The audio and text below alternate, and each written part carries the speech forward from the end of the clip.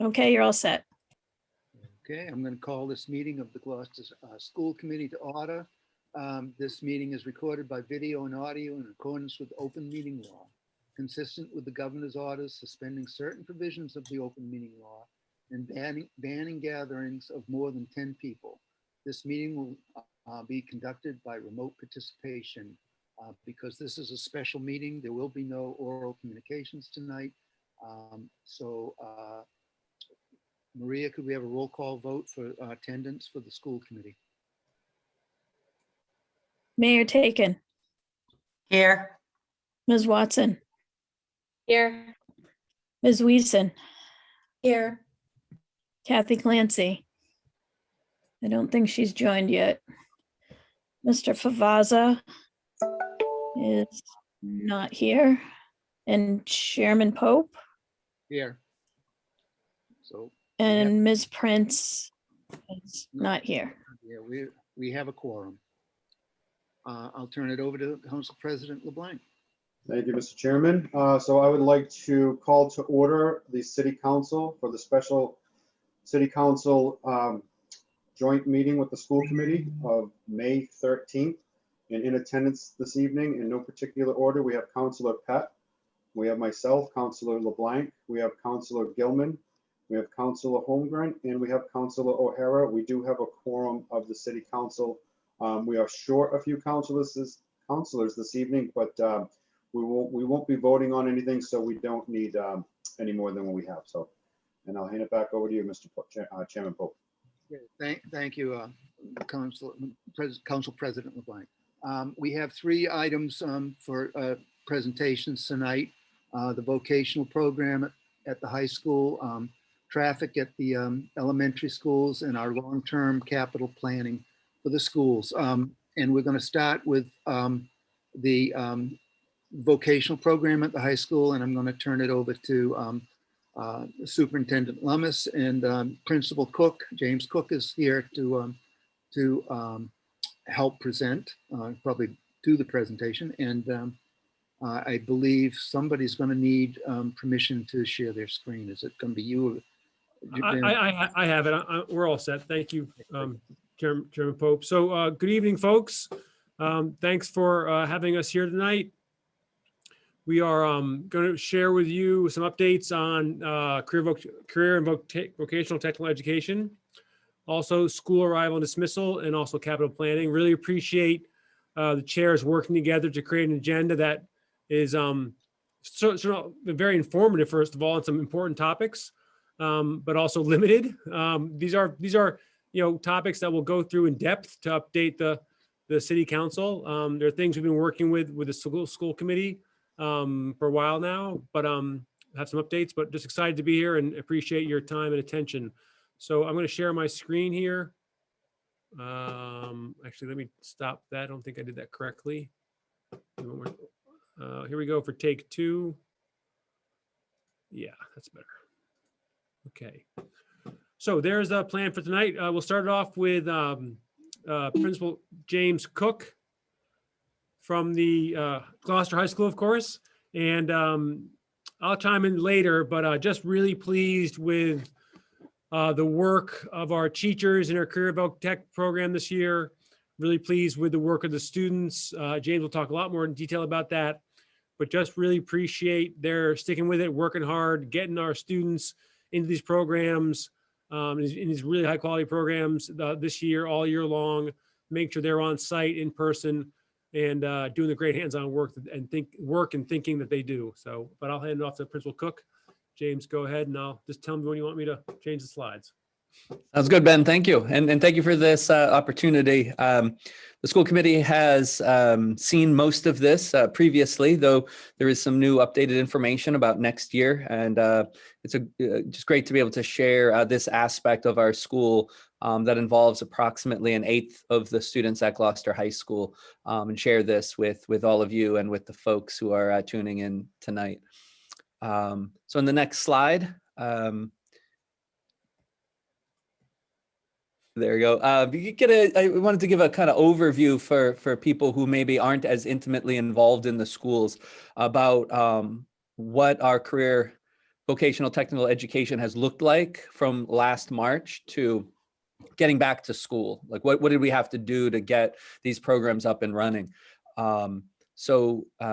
The CVT programs are really at the heart of the vision of the vision of the graduate that we have. So you folks might not be familiar with the concept of a vision of the graduate, but it's similar to a mission statement, right? But instead of focusing on the mission of the institution, it really focuses on the students themselves. So our vision is of students who have the integrity and the foundational knowledge, but most importantly, the problem-solving, communication, and collaboration skills needed for productive citizenship, right? So the vocational programs really exemplify that problem-solving, that communication, and that collaboration that they use academically to learn their trades and also apply it to all the work that they do that interacts with the public in various ways as they build not only the skills in the occupation, but the entrepreneurial skills and the employability skills needed to transition into productive citizenship after high school. So back in March, right before the kind of close down of everything, we were able to reconfigure the ways that we reach out to families and reach out to kids to make sure we were still able to get the incoming 8th graders, the rising 9th grade students going from 8th to 9th into these programs. So we had a parent course selection night. We had a CVTE open house. We had a remote CVTE application process and selection process. So that at the beginning of the summer, we had capacity, which is 15 students per instructor for the incoming folks into our programs. Then over the summer, we had to use the special guidance provided for the COVID year to prepare these programs, which really need to be in person, right? The aspects can be virtual, but so much of the work does need to be in person in some kind of safe and adapted way. So we worked all summer to make that happen, so that the Monday after the earliest we could be in school in this adjusted year, we were able to have in-person instruction in our vocational programs before we had a hybrid in-person program for our other students, which happened in October. So, but in the vocational programs, we were able to get ready to bring those kids into in-person instruction almost immediately at the beginning of the year because of all the work to get ready. So in the next slide, Ben, that gets us to the beginning of this school year and kind of an update to things. We were able to look ahead to our sustainable improvement. What are the particular areas we're looking to grow and improve in our vocational programs? So we launched over the last couple of years an exploration of career tech program. And the function that serves is, most of our students still come from 8th to 9th grade so that they have 4 years in a vocational program. But we wanted to also expose students when they get here to Gloucester High School, students who maybe hadn't already been thinking about a vocational education, a career vocational education, to be able to explore our electricity and advanced manufacturing programs, which is where we had the lowest enrollment. So what we were able to do is have kids do this kind of exploration for a semester and then decide on going into one of the 2 programs. That allowed us to grow our numbers in those 2 areas. We've also been working hard to review, update, and expand our curriculum with particular focus on the employability and entrepreneurship aspects of the work, as well as through upgrades in technology, bringing in some more industry standard lessons using the upgraded equipment into our programs. We've added, of course, like everywhere else in the schools, we added online resources so that the parts that had to be done remotely could be done remotely, including safety work, something called Today's Classroom that we use in our auto shop quite heavily, different applications in the advanced manufacturing program that can now be done in cloud applications for students at home. And also we wanted to increase the general and program advisory boards. These are the folks we partner with that are outside the school that help advise these programs and inform the future improvements. So that's some of the stuff we've been working on. In the next slide, for folks who aren't aware of our Chapter 74 programs, right now, we have an advanced manufacturing machine technology program. Some folks may have seen in the paper, I think it was yesterday on the front page, talking about the ways that our advanced manufacturing classes will extend into some adult education this summer, including young adults who are our recent graduates who will be getting some additional advanced manufacturing training on some of this state-of-the-art equipment we've been able to add over the last couple of years. We have our automotive technology program, a carpentry technology, and an electricity technology program are our Chapter 74 CVTE programs. We also have a cabinet making program that's a non-Chapter 74 CVTE program, but I'll be focusing on these particular comprehensive programs today. All right, so first up is our advanced manufacturing program. There, our instructor is Matt Coy, who again, you may have seen with some words about in the paper yesterday. Some of the things we've been up to is our advanced manufacturing computer lab and classroom have been redesigned and upgraded. I mentioned the design here because we were able to rearrange the room in a way to make it more educationally beneficial, so that the way the stations are oriented, the space the students have at the station, just work better for the kind of computer assisted design work that they're doing in there. So that's an upgrade. We've been able to, with some Chapter 74 grant funds, update the tooling for milling machines and lathes. So make sure we have the tooling necessary for the new equipment. You know, the lathes and the milling machines now have the tooling that goes with them, most updated. And then, as I mentioned before, the cloud-based instructional technology. So more of the work can be done remotely as well as in person. The Advanced Manufacturing Expansion Program is what was mentioned most recently in the Gloucester Daily Times. All right, here's a look. Whoop, you can go to the next slide, Ben. Here's a look at that newly designed, the kind of classroom area that's newly designed. And then you could see some of the work, one of the pieces the students created this year. Right. In the next slide, we move into the automotive tech. We have 2 teachers in this area because of some grant funding, Jack Porter and Bud Mashel. And we've been able to increase staffing there so we don't have to turn kids away from this program. And I'll say a little bit more about that because today I got this year's application numbers, which look really good. And I'll share those with you tonight. We were able to purchase new equipment with our budget plus Perkins grant funds, new lifts, wheel service equipment. I'll show you a couple pictures in a moment. We also, in this COVID year, because we can't interact with the public like we're used to, having folks from the community, we serve the community through our auto shop. Instead, this year, we've had cars donated, and I'll show you that in a minute too. And students have been working on these cars that have been donated to make sure they get the comprehensive range of the different kinds of skills they need to develop. So in the next slide, you'll see that here you get to see the lifts, brand new lifts. You get to see the road force tire balance that mimics, what happens to tires on the road. So to make sure the kids are able to balance the tires. And then this, the tire changer. This is all some of the newly upgraded equipment that we have. And thanks to the funding, some of this was with grant funding, but some of this was also from the budget that the school committee supported for these programs. In the next slide, you can see all those cars are donated. So students are working on donated cars, everything from tires, transmissions, ignitions, emissions, brakes, basically everything. They're able to work through, even through COVID, and not being able to interact with the public because of these donations that we've been able to procure. And the folks that are on the advisory committee have helped with that. All right, so jumping in to carpentry, we have Mr. Stephen Abel, and then we have a support professional, Herb Stillman, who work in that program. Some of the things the students have done, they built desks for remote academy students.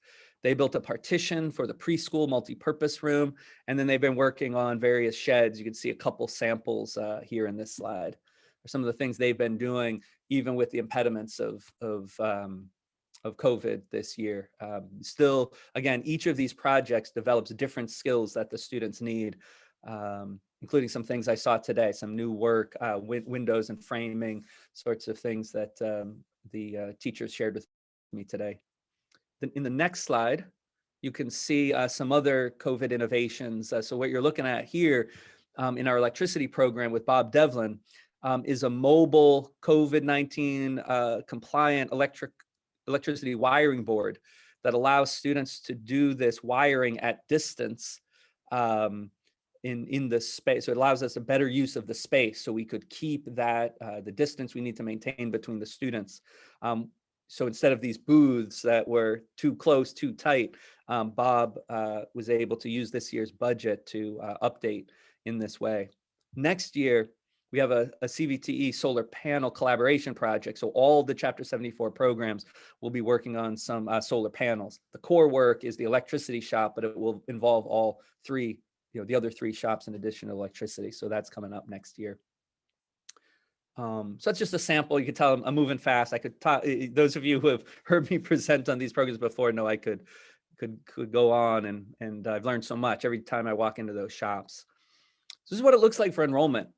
So you can see our advanced manufacturing program was where we had some of our lower numbers. And if you go back even a few years before, the numbers were a little bit lower than that. We've been able to increase the numbers based on some of the upgrades we've done in advanced manufacturing. And then you'll see in this year coming, based on the selections and applicants, we will be making another leap in our improvement there. If some of our students hadn't chosen to go remote this year, we would have had 25 students. Next year, we're looking at 29 to 32, depending on the reason it's a range is some students have a first choice and a second choice situation as they come up from O'Malley. Our automotive tech courses took the biggest hit this year. In the second row, you'll see our automotive tech class took the biggest hit this year due to COVID. But next year, the selections are looking fantastic. So we'll really be able to make full use of our 2 instructors in those courses. Carpentry, similarly, you can see the increase in selections and applicants in the carpentry tech program. And electricity is really had a tremendous leap as well this year in terms of the selections from the rising students, as well as students who have elected to continue in the program. So we're really looking forward to a continued growth in these programs next year, particularly after losing a little some students who went remote this year, bringing some of our numbers down a little bit. And these are hot off the press. So you're among the first people to see the new numbers this year. All right, what's coming right now? What's here to the end. So as those electronic applications are now in, and you've gotten to take a look at the preliminary numbers for next year. We've shared a video with 8th grade students and families that that some of our students put together that really featured our CVTE program. We're interested, after talking today and doing some kind of polling of the kids who elected CVT classes, to see if this video had a big impact on them. What is that part of the reason? Even though we couldn't get into the schools and do our usual assembly, what is it that we were worried that not being able to do our usual assembly with the students, we do 2 assemblies on CVTE, that we'd lose kids. And we're thinking that the video, which was really student created and student-based, we're thinking that may have helped us bridge the gap and make up for not being able to do the assemblies. We've had the 8th grade students and families who are interested in the programs. Right now, we're in the middle of general and program advisory meetings are happening all in this kind of 2-week period we're in. And then we've added some opportunities. So what about students who might want to learn some small engine repair? Right? What about some students who want some basic carpentry skills? We do have some space in our afternoons where we have the upper level students. And what we've looked to do is add some electives that will run concurrently with the upper level students who have a full afternoon of vocational. Students from who non-Chapter 74 vocational students will be able to take a block in subjects such as small machine repair, partially taught by the students who have been in the program for 4 years. That's something we're really excited about being able to offer next year and fill a need for kids who maybe didn't get into a CVT program but are interested in some of the topics. So that's something we're looking forward to trying next year. And also we have this continued focus on the employability and entrepreneurship aspects of the courses. Not just the skills that are specific to the shops, but those employability skills, and then becoming an entrepreneur, the business aspects of these jobs, and we're excited about moving into those areas more explicitly and improving those areas with each of our programs. So that kind of takes you through our Chapter 74 programs, but we have some other things too in the area of CVTE. One of them is an Essex North Shore Agricultural and Technical School partnership that we have. So 11th and 12th grade GHS students are able to complete part of their day here to keep completing their academic requirements, and they take a bus down to the Essex Tech campus where they can take these 4 courses. Up to this point, we've only had students take the construction craft laborer program, but it is an amazing program. And we're hoping to get some students to take advantage of the 3 other programs as well. But the CCL program has really done amazing things for the kids who have again, not elected one of our programs freshman and sophomore year, but get to junior year and think, wow, I'm really interested in a vocational program. It's too late to complete one of the 4-year programs we have in-house, but we have this other option for the students who figure out later that they're interested in a vocational program. All right, next slide. All right, so here, and Ben, you feel free to jump in here because this is our partnered work here.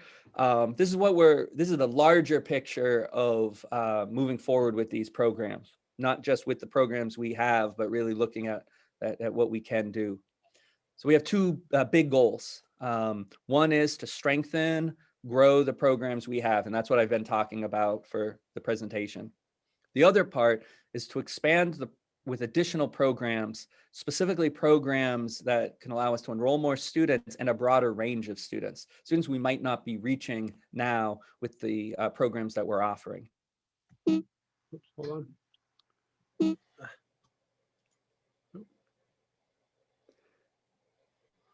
James, if you want to do these next 2 slides, then I'll do the last one. How about that? Okay, sounds good. So again, as you've been hearing about, we're engaging in sustainable improvement with equipment, curriculum, and learning opportunities in each program. As you heard about, we've been partnering with O'Malley to present our programs in engaging ways, even when we can't get an assembly down there. And then we're developing these partnerships through our program advisory committees. And again, we're in that window of meeting with those program advisory committees right now.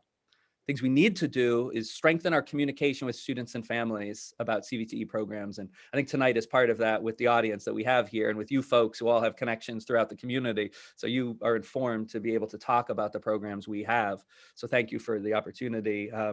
We want to create increasing industry partnerships, internships, and really grow our co-ops that we have for these. So that 4th year for our students, they're spending most of the time outside of the building during the CVTE part of their day.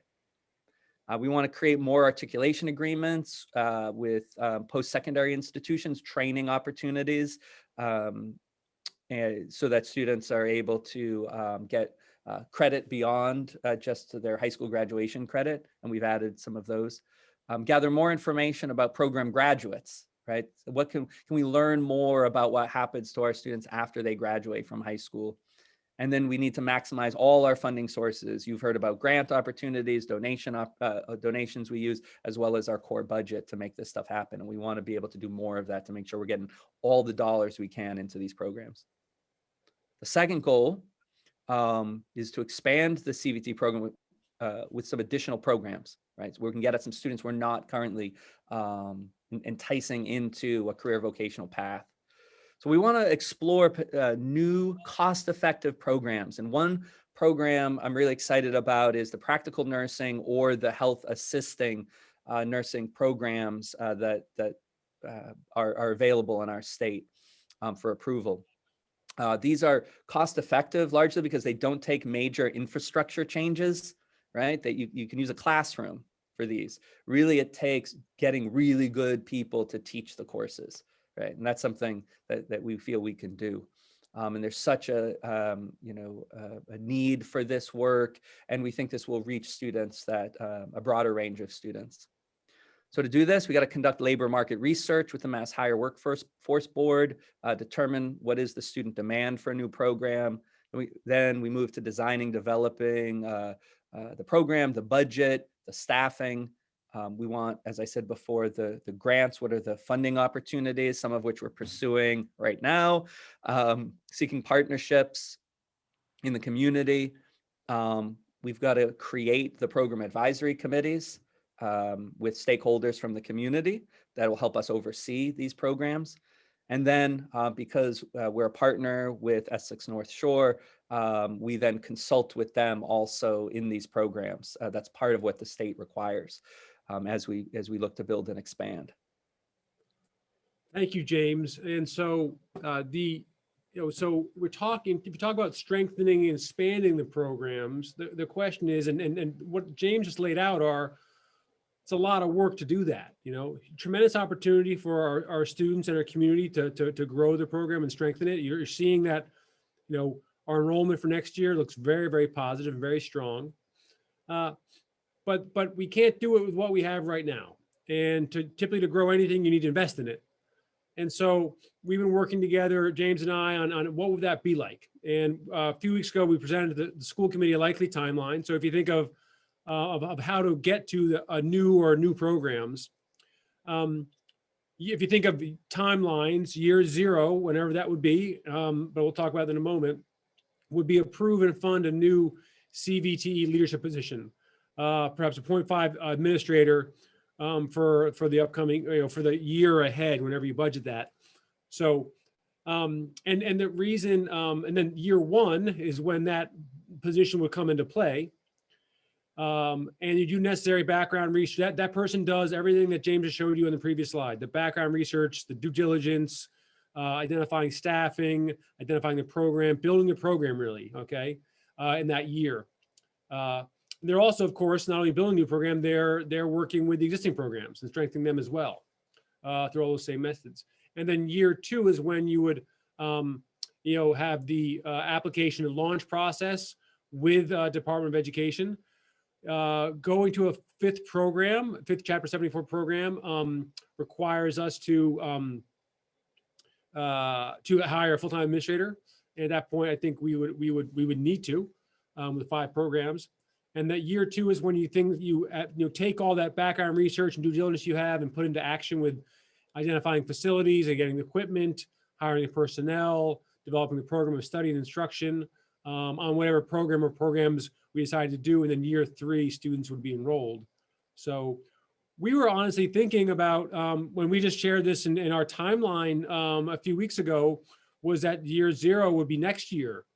So next year we work to identify funding, for FY, meaning during FY22, we would be identifying the funding that would start in FY23. So think of year 1 as FY23. Because we don't at this point have funding in the budget for this upcoming year for this position. And then we'd go from there, so in a few years we'd have students enrolled. Just recently, a grant opportunity has come up, and James and I are in very preliminary work on that. Just really sort of outreach, connection, that sort of thing. But there may be a possibility for year 1 to be next year. But that's TBD, certainly. But what we want to do is we see tremendous opportunity here. I'll just say that the work our teachers in our Career Voc Tech and our students are doing is absolutely the essential work that we want done in any high school class. You talk about preparing kids for the future, communication skills, collaboration skills, teamwork skills, and problem solving skills. Those are things that are happening every single day in our Voc Tech programs, and also need to happen in all our other programs as well. And then if you combine the entrepreneurship and the employability programs and skills and instruction. That's a really powerful combination for a kid coming out of high school. And it creates a pathway for them that is just, it's myriad opportunities. It could be in the area they were studying, but it could also, in that employment in that area of concentration they had. It could be a 2-year program, a 4-year program, but it really just gives our kids who are going through this program just a tremendous pathways for them to select and choose depending on where their skills are, their interests are. And that is not something to sneeze at, that's a really big deal. So we're really confident in the program. We've done a great job strengthening it. We need to continue to strengthen it and grow it. And in order to do that well, we're going to need all of your support and the community support ongoing. And I think it's there. I think since coming to Gloucester, folks have really impressed upon me how important our CVTE programs are to our students, our community at large. So we're excited about really continue to dig in together and just want to make sure you guys understand both the strength of it, but also the opportunity to move from here. So we'll shut down the presentation and be happy to answer any questions, most of which I will leave to James because he's more knowledgeable about it than I am. All right, thank you, Ben, we appreciate it. Councilor questions, Councilor Holmgren, and then Councilor Pett. Not a question really, but more of a comment. I want to thank Principal Cook and Superintendent Lummis and the school committee for their initiative and their hard work, not to mention all of the teachers in these vocational programs. And I also, well, I guess it is kind of a question. I saw on Facebook today that the North Shore Community College Corporate and Professional Education page is advertising for training for a metalworking skills certificate in CNC milling. And that's in collaboration with North Shore Community College, Gloucester High School, the Gloucester Education Foundation, and the North Shore Career Center. And I didn't know how, this might be a big question, but how this presentation would sort of mesh with that, or if it does, but regardless, the kids here have exceptional vocational skills, and I'm really glad that they have an alternative to NSAT, although NSAT is terrific as well, but these programs are incredible. And I'm so excited to hear about the LPN and home health aid programs. I was thinking of you, Jen, when I was saying that. I realized I had a really good audience here for that aspect of where we're hoping to head. Yeah. I mean, I guess I would say that, yeah, we're always looking for those partnerships. And, rather than competing with NSAT and, other folks, that we're working with them to make sure our students have, not just the students from Gloucester who go, full time, but also, students who might be enrolled here to do what they call the After Dark program there, or any of the, or using their facilities for other programs like the one you mentioned, or using our facilities to partner for some adult education, like I'd mentioned earlier in our advanced manufacturing area, because those, many of those are our very recent former students who, have found whatever employment they have currently is not cutting it, right? And they want to upgrade in their training. So in general, talking about how things fit together with this, it's where we're always looking for those opportunities to partner. And currently, the real impediment to even doing more of that is really administrative capacity that we were looking to address in what, the parts that Ben and I presented at the end, is making sure that somebody is dedicated. What can we do to create a position that is really dedicated to, not just our Chapter 74 programs, but also these kind of partnerships like the one you mentioned. And expanding all those pathways and opportunities that come up, especially with all that we're doing, COVID or otherwise, to try to keep all our kids in school. These are very long days for the teachers and for the administrative team, because we're really doing the work that in a regional vocational school, they have a couple people who just focus on the partnerships, right? and the teachers and we're doing that work in addition to our other responsibilities. So that's how I would answer that question. Is we're always looking for the partnerships, and we're making a lot of them happen. And the impediment to doing more of it is our administrative capacity, which you saw in the presentation, what we're looking to do to remedy that. And you'll come and guest lecture, I hope, Jen, in the program. I would be honored. Are you kidding? That would be so cool. So I'm gonna remember this when we get there, But I was Jen. 17, I was a CNA. I was 17 years old when I started as a CNA at Seacoast. I would love to. Tell me anytime. Thank Okay. you. And we got some work to do before then, but I'll keep it in mind. Thank you.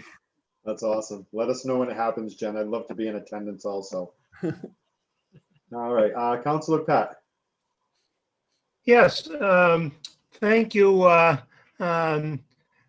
Principal Cook and Superintendent Loomis for these presentations, but more importantly, for continuing to bring back the vocational education in the Gloucester system.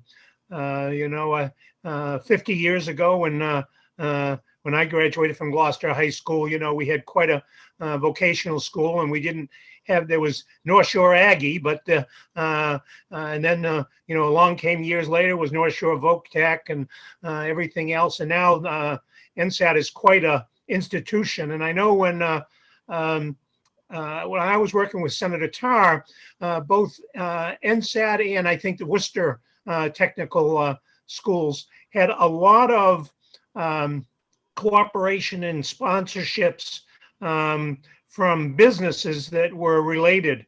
And I know at some point, at least in automotive, I think the Lionwar Auto Group has made contributions, significant contributions to the automotive program here.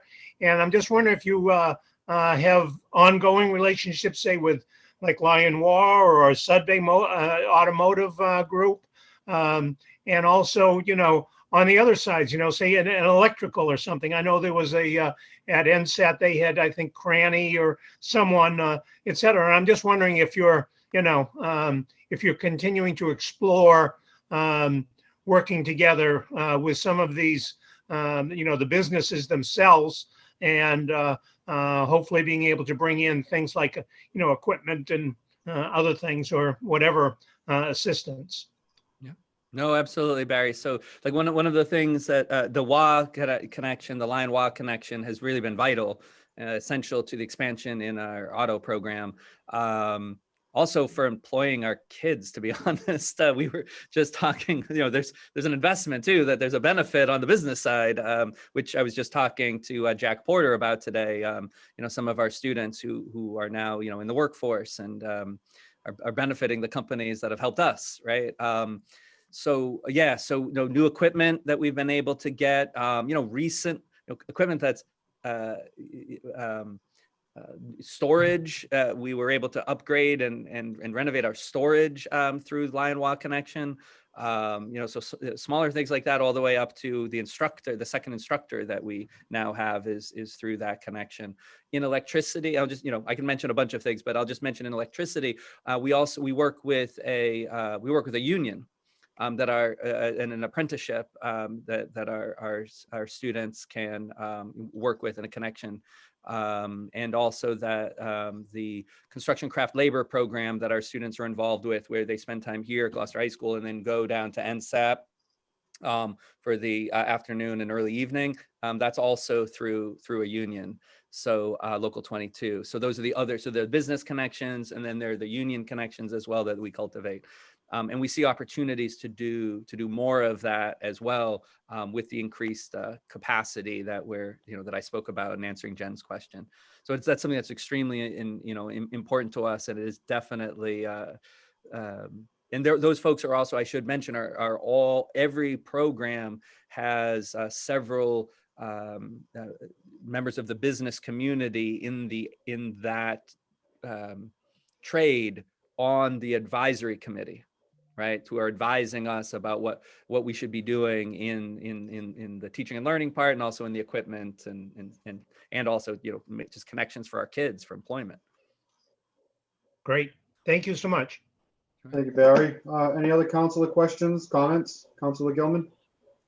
Thank you, Counselor.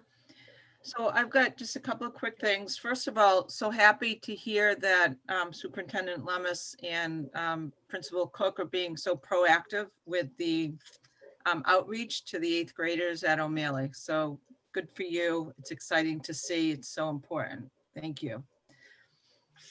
I have a question on the needs assessment in terms of how we determined that the 2 courses that we think are most prevalent, if we were to be able to develop an additional CVTE leadership position, being nursing, practical nursing, or health assistance. Like, how did we choose that? Do we do a needs assessment locally with businesses to learn what they really need? I'm just eager to learn about that. I know that the health assistant program is the 4th most popular at NSAT right now. I believe this year's class is 70 in that. So it is popular, but I'm really eager to find out how you determine that those 2 are next on deck. So those were just the examples that we've explored so far. So unfortunately, the initial exploration and discussions with DESE about so it's a long process to get a program approved. So the initial discussions which go back before Ben, long before Ben, really, in terms of months anyway, with these conversations about how do we get going? What does year 0 look like? What does year 1? And that year 1 includes the needs assessment that you're talking about, right? So we've done preliminary work around, including looking at NSAT, what are the popular programs, looking at the Mass Higher at our regional needs, and to come up with some preliminary ideas. So we're not just shooting all over the place with all the different programs. There's so many programs. Yeah. So however, it's not that we've decided on those. It's just those are examples that would both meet our initial exploration of needs that exist in our region and are popular, nearby. Right. It gives us a place to start. I'm not saying that they're not really important ones for sure. Right. Just realizing. No, but you're right that Val, we haven't closed off other Yeah. possibilities. To be Okay. clear, I guess that's the short answer is we haven't closed off the others. Those are just the initial places we've looked so far. Great. And if it's okay, Councilor LeBlanc, may I ask a second question? Yep, go right ahead, Counselor. Thank you. My second question is, I'm just intrigued or inquisitive to find out what the challenges have been and continue to be with getting the students up to NSAT for the CCL, the construction, craft laborers union group. Because I know last year we had some extra funding from a community donation. And I know that we had a couple of hurdles, but I think you got over those. But I'm just eager to find out how easy it is to get our students up there. And if not, what some of the things are that you're thinking of to improve that ease, because I think that program is phenomenal. And I love to see the partnership, and being the rep for Gloucester and NSAT, I get involved hearing about this a lot, and I'm always rooting for this program to be successful. Yep. So if you could just share with us some of your thoughts on that, that would be terrific. Yeah. I mean, to be honest, we were able to overcome the hurdles about assemblies and the kinds of things we did to get the initial, we usually do with our vocational programs. We seem to have overcome those with the video that we created for O'Malley. It seems to have worked out, right? And the other outreach we did, and their counselors working with kids and, all that partnership. We're partnered. In fact, another email today from the coordinator from NSAT.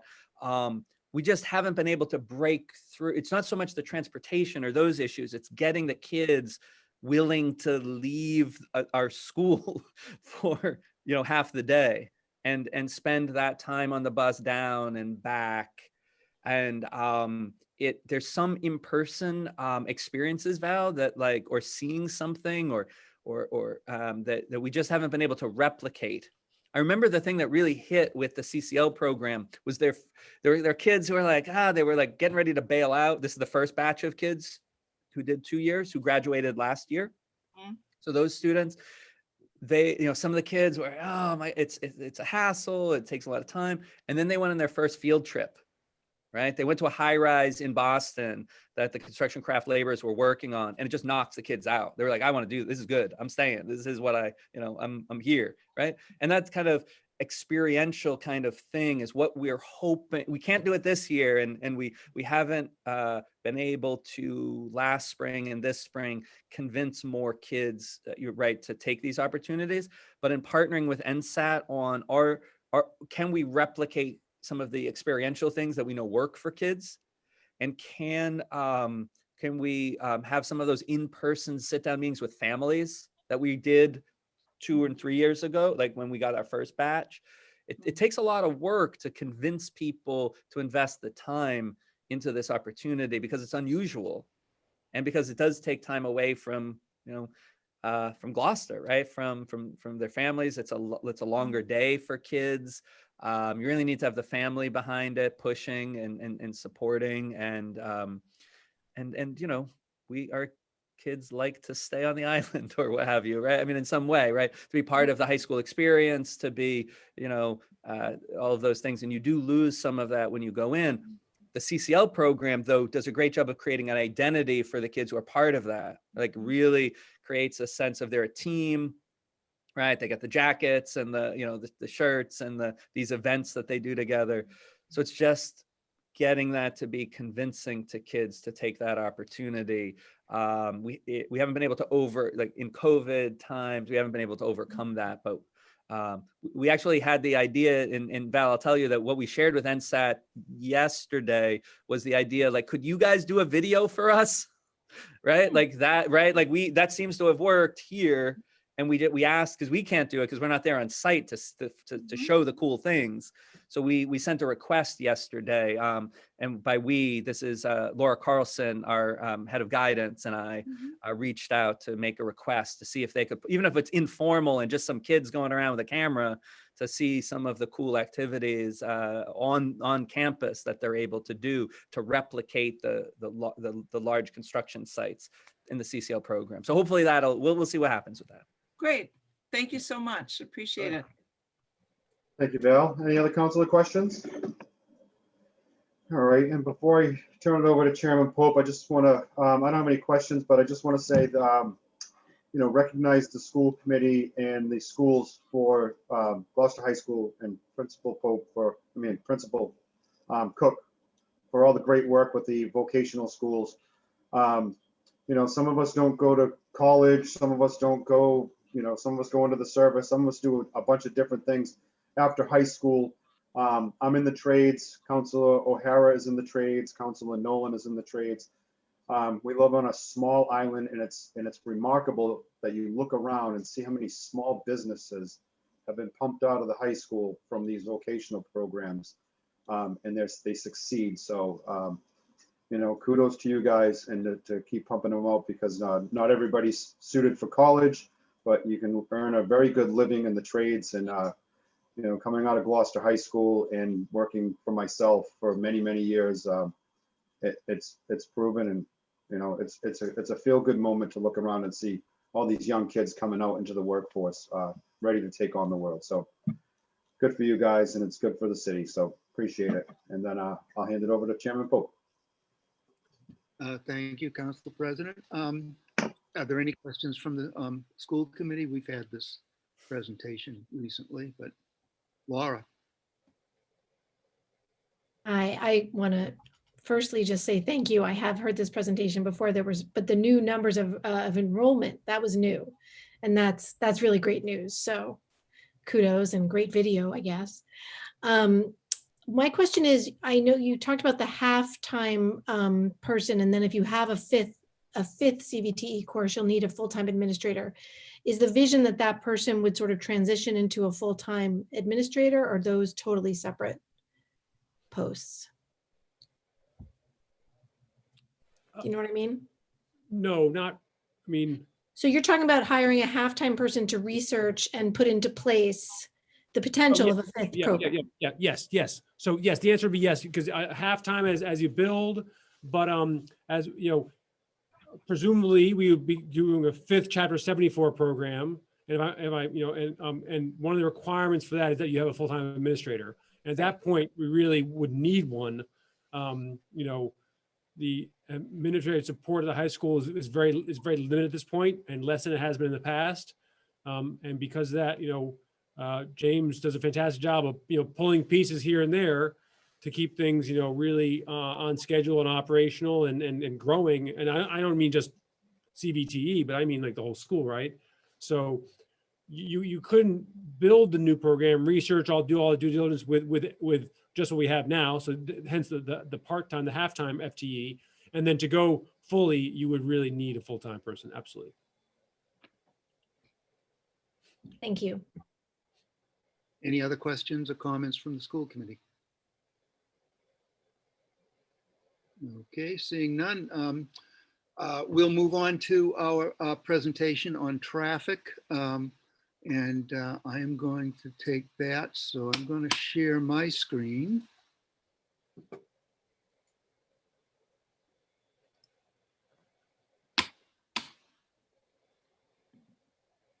Okay.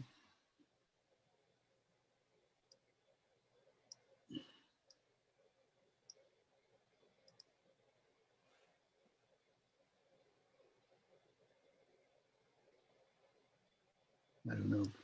I haven't done this before, but I don't know why I have that stuff on the side. There we go. All right. So we're gonna concentrate on 3 schools: East Gloucester, Veterans, and West Parish. I gotta get rid of this. So at East Gloucester, which is on Davis Street Extension, only buses are allowed onto Davis Street Extension at dismissal. Chapel Street is one way from Main Street to Davis Street, and Mount Pleasant is and from Mount Pleasant to Davis Street. So all the car traffic is funneled into Davis Street and then exits through Davis Street onto Highland. Parrots, there seems to be enough parking in the neighborhood legally for parents to park their car and to walk in and pick up their students. So the buses, there are 2 big buses and 1 small bus that arrive at East Gloucester. The smaller buses from Pathways and takes Pathways and YMCA. The 2 larger buses cannot make the turn. So they have to come in and do a 3-point turn in order to get in line to be able to pull out. No students are allowed out into the area while the buses are moving around. They then load the buses. All the walkers are held back until the buses are loaded and gone, and then the walkers are released. There's a crossing guard at the intersection of Davis and Chapel, and there are also a number of students who actually exit through the playground and up a path up to Mount Pleasant Avenue, and some parents actually park up there. It seems to be a system that works relatively well, and by 2:40, everything is clear, and it goes back to normal. Veterans, the dismissal time is at 2:30, and there are more problems at Veterans. There's a Pathways bus that arrives about 10 minutes before students leave, are dismissed. It parks, you can see where it's parked there, but it's basically right across from where there is legal parking on the other side of the street. And what that does is it causes a one-lane bottleneck there. So cars coming up the street have to sort of navigate onto the other side of the street to get by. And the visibility is not great, but there's not a lot of traffic either. When I observed it, there was only one point where there were 2 cars backed up behind the Pathways bus. The parents arrive. I will say that Veterans has a great deal of walkers, and there's the one small bus that parks on Webster Street, but the larger bus arrives beforehand. It goes up Webster Street and then backs into the driveway. Once again, there are no students allowed out while these operations are happening. There's then the smaller bus comes and parks onto Webster Street. The problem is that there's no real parking. So what you see here, I know it's kind of small, but you can see somebody pulling into the handicap parking spot and getting out. And then just below that, you see a black pickup truck turning around and parking on the sidewalk. So that in itself is a problem. Also where these cones are, right in here, people will also park there as it moves on.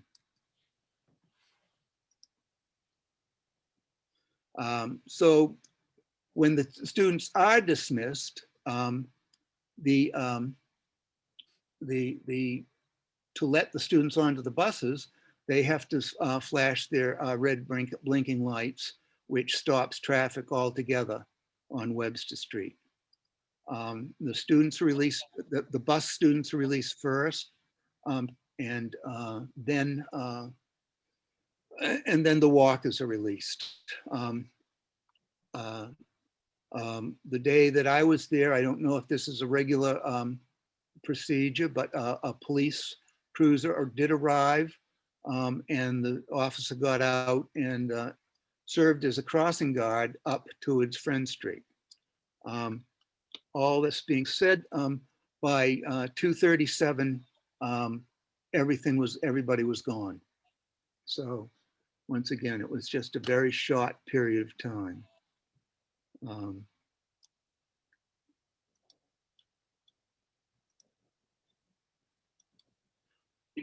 West Parish. West Parish gets out at 3 o'clock. I arrived there at 2:35 with 25 minutes before dismissal, and there were 15 to 20 cars already in the queue to pick up students.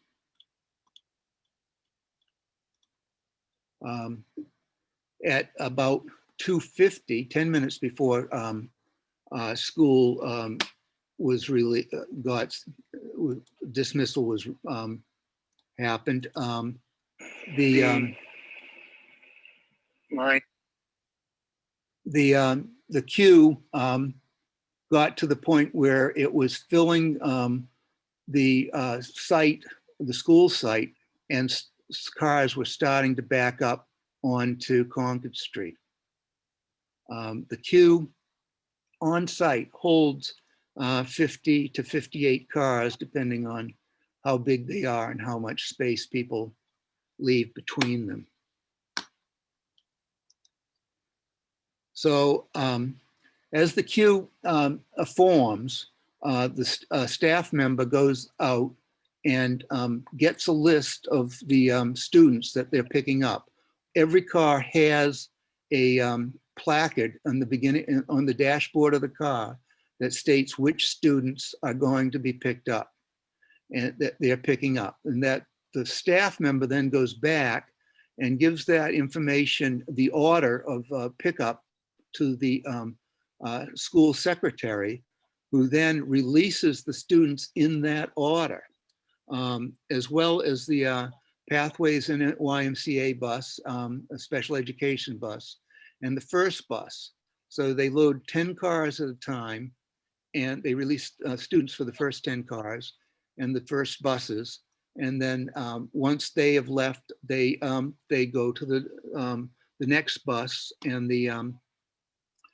this second group of 10 cars. So they're loading 10 cars at a time.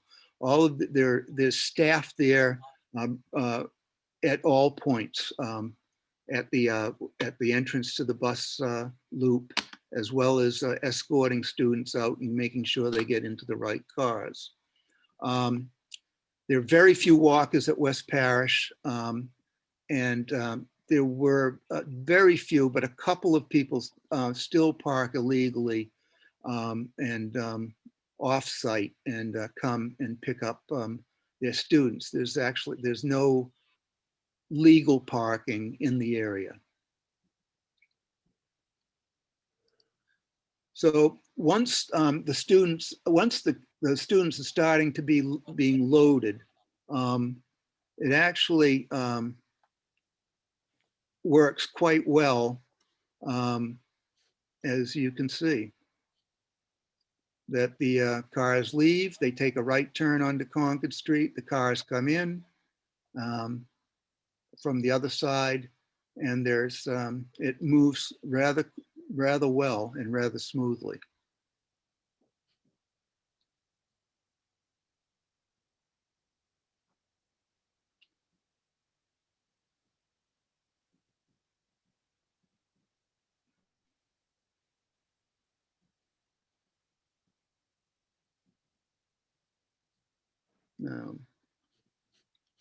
And by 3:10, the queue is gone and everybody's on their way. So that's how we handle it. Now, we only have control of what we can do on the site. We can't control the streets, but the conditions that were put in at West Parish work as well as can be expected.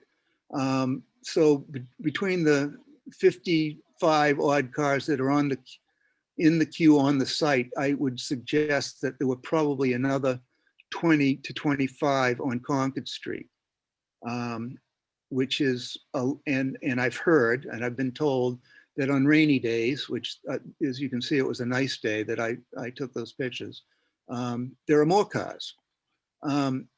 The problem is that the West Parish district is very large, and this year, as you know, at the beginning of the year, we could only transport about 20 or 22 kids on one of those great big 65-person buses, which necessitated us to limit transporting students, only those students that live 2 miles away or greater.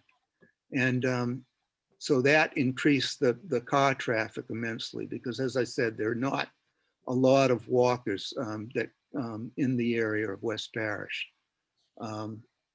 The school committee has had preliminary discussions about how we can increase bus ridership for next year. We have thought about eliminating all fees. We're not sure how that would play out. We would have to put some conditions on that as to, because if we have to add buses, it would be a substantial expense. The loss of the fees is not a substantial expense, but if we have to add buses, it would be financially not responsible. So we'd have to figure out what the limit, the distance limit and the safety limits would be for transporting everybody free. And then we're also not sure that that people will take it up. And what we hear a lot of is that, well, my kids goes to softball practice or violin lessons or whatever it is, or he's going to go stay, is taken care of by somebody else. So we have to figure out how to make accommodations as best we can so that we can reach the most number of students and encourage riding the bus. But it's also a cultural thing. And we are going to need help throughout the city to convince people that riding the bus is the way to go. One bus full of kids eliminates 32 cars, driving kids. So that's our goal. How we can make the dismissal pickup easier. We're open to suggestions, but we have been working at this for a while, and we have programs that work, pretty well. And we're talking about a 20-minute period at West Parish where there's traffic issues on Concord Street. At dismissal, there's not a lot of problems at arrival. At Veterans, it's about 10 minutes where there are traffic issues. And at East Gloucester, I didn't observe any situations where people were held up or delayed for any long period of time. So with that said, I'd like to open it up for a discussion. All right, I'll ask the city council first. Do we have any questions on the traffic? Council Holmgren. Again, I don't have any questions, but we are in the West Parish drop-off and pickup line every day, and we did it because of COVID. We did send our daughter via the bus, but we thought that since we do have the ability to drive her, we will, but it's they've done, the staff at West Parish and Dr. Immel have done an absolutely remarkable job in helping people stay safe, educating people on the best things to do to navigate that time of day. They're communicating as best they can. I have no complaints. I completely agree with the idea of more people riding the bus. I rode the bus all through high school. It's economically and environmentally friendly to do it, and maybe not economically friendly, but I hope that we can figure something out. Thank you very much. Thank you, Jen. Any other council questions? Councilor Gilman? Thank you. Jonathan and Superintendent Lummis, have you ever done any best practices in terms of what other cities and towns are doing to encourage people to take the bus as opposed to being driven in, like programs, incentives, whatever, things that we could all put our arms around to think a little bit in terms of, does that make sense? Something we could try? Yeah, I'll actually call on Kathy. I think maybe you want to respond to this.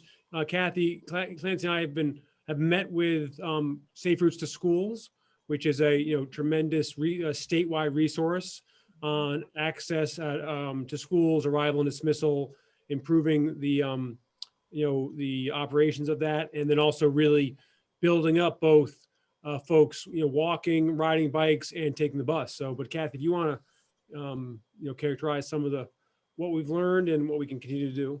Yeah, so the Safe Routes to Schools actually, commented on the plan for the new school, and they liked, the separate entrances that we had. They say that a lot of communities have issues with making the bus cool to ride again, right? I mean, I think everybody's so used to bringing their kids everywhere. And then they complain about traffic, or the community complains about traffic. But, one point they made was that you are the traffic, right? So if we can try to educate parents that if you want less traffic, there are ways to get your child to school. One is the bus. Hopefully for some of the schools where kids can walk, or or bike, or, do parent supervised walking groups that, meet up elsewhere. Those are some options that they talked about. They do have some education programs that we're going to start to talk about in the fall after things get back to a little more normal time, just so we can start shifting the culture and the mindset. We all heard loud and clear the uproar about, styrofoam trays at West Parish, yet West Parish has probably the highest percentage of parents that drop their kids off and pick them up pre-COVID. So, this whole consistent thing of trying to be energy efficient, environmentally friendly, safety. We want to make sure that the whole message is that safety is our community's responsibility, not just the schools. So, what do we do as a community to help our kids get to and from school safely? But yeah, so we are definitely using them as a resource for best practices. And any good campaign needs a good slogan. So we coined the go yellow to go green, hearkening to the environmental aspect. I So love that. I will take credit. Kathy, can I take credit for that? Yes, of course. Yeah, go yellow to go green. That's awesome. Councilor Gilman, you got another question? Yeah, it's a quick question, but as the Ward 4 counselor, I was just wondering why we didn't do a similar traffic study to Plum Cove and Beaman Memorial. It was just the time constraints. We don't have staff to go out and do that. So basically, that was done by Kathy and I. That PowerPoint. So and just to, I can add something because I've been in both, witnessed both numerous times. The Plum Cove approach is very similar to West Parish this year, where they have a queue that's backing up onto the neighborhood street there, but for a limited amount of time, it's very well organized. Once it gets rolling, it goes quite well. They're calling in the names. The families have placards on their car windows, that sort of thing. So it's very comparable to, the approach is comparable to West Parish. And then the Beaman approach is comparable to the vets in East Gloucester, which is a little more ad hoc. One of the major complications at Beaman are getting the buses in and out. They've done this year is limited that parking lot and drive area just to the buses, but still with that's just that's their major challenge. Laura Wiesen, you're in there a lot. You're welcome to have experienced that, like Councilor Holmgren has experienced West Parish, but that is a challenging one, just like the other two older schools as well.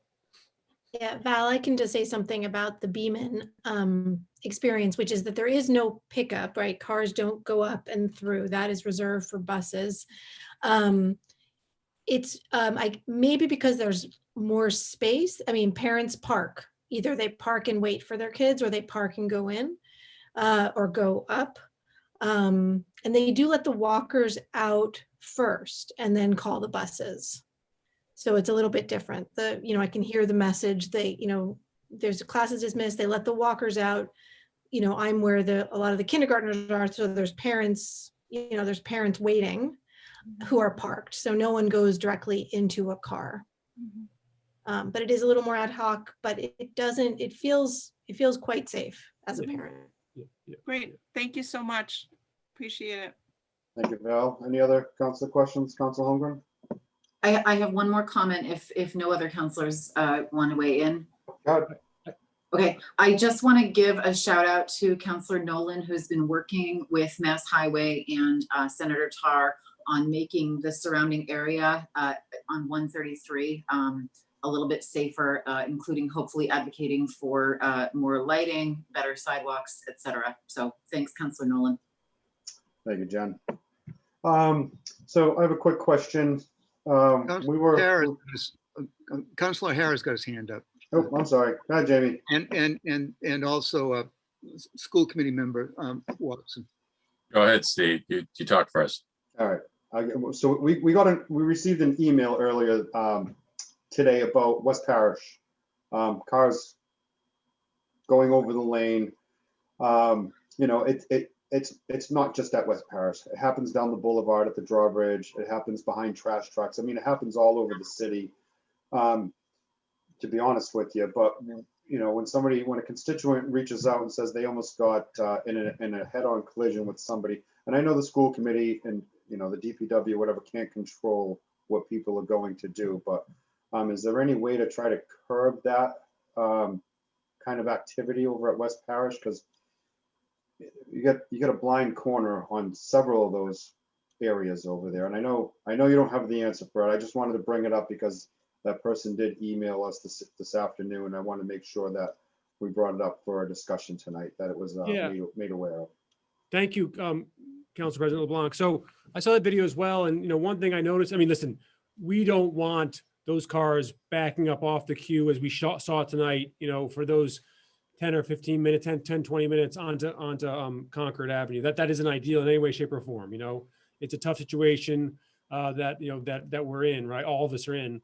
What I did notice, and I hope this is the case, but in that video, for example, you know, what I noticed was the cars were being very careful and being, you know, and moving slowly. And that's what you need to do, obviously, when you run into a tough traffic situation. But I don't know what the answer is. You know, my understanding in the design process for West Parish was that there was a really tough choice to make around the softball field there, you know, or not. And you know, that's a choice that was made. I think the good part for us on this one is, you know, we've learned in terms of, you know, the queue at Veterans will be longer, you know, almost double the size of the one at West Parish. Yeah. So that's one way you'll learn, of course, but we're open to ideas, you know, if it's better traffic control, if it's one way during certain times, like we've done it at East Gloucester, but happy to open ideas. Councilor Holmgren, I think, you know, I saw your hand up. You experience every day. Do you have any thoughts, or what can you share what you've seen? Well, I unfortunately didn't see that. My husband did pick up today, and I wasn't aware of that email either. So that's really unfortunate. I mean, the perennial more signage might help, but I know that that's an expense. It's putting signs up strategically. And I think by and large, unfortunately, I mean, we can't control accidents, and we can only do our best. And I've seen parents and guardians be very considerate of each other. The teachers are constantly watching out, constantly standing there, going the extra mile to make sure that the traffic is moving, that people are being safe. And I unfortunately don't really, but I'm really happy that there was no accident. Yeah, it wasn't, I mean, yeah, just, it was a slow, you know, it was just showed what happens when cars who aren't in the queue, you know, going the same direction as the queue, try to get around it, you know, and it wasn't an accident like that, but it showed, you know, the oncoming cars moving out of the way, going slowly, as I said, but it's definitely, I mean, it's not ideal. I don't want to explain it away. I don't want to, you know, diminish it. It's a real challenge. And that happens, you know, around school sites, you know, in different ways. And it's always a struggle for those, you know, 15 or, you know, 10, 15 or 20 minutes. It always is. And I think the good news for Gloucester is we continue to learn how to do it better. You know, so with the new school, East Gloucester Veterans, that's going to be transformational for, if you take those two sites, which are very much ad hoc right now, and where Webster Street goes down to one lane, you know, so that's looking forward, obviously, to what we learned from West Parish. And I think it'll be quite a bit better, honestly, as we've explained to you in our April meeting. Great. Thank you. Councilor O'Hara. Thank you. Thank you very much for Superintendent Loomis and School Committee President Jonathan Pope for presenting tonight. I've been at West Parish, and actually I've put in numerous requests to the mayor. This year has been, or this past winter, along with the pandemic and a rather mild winter, I think we've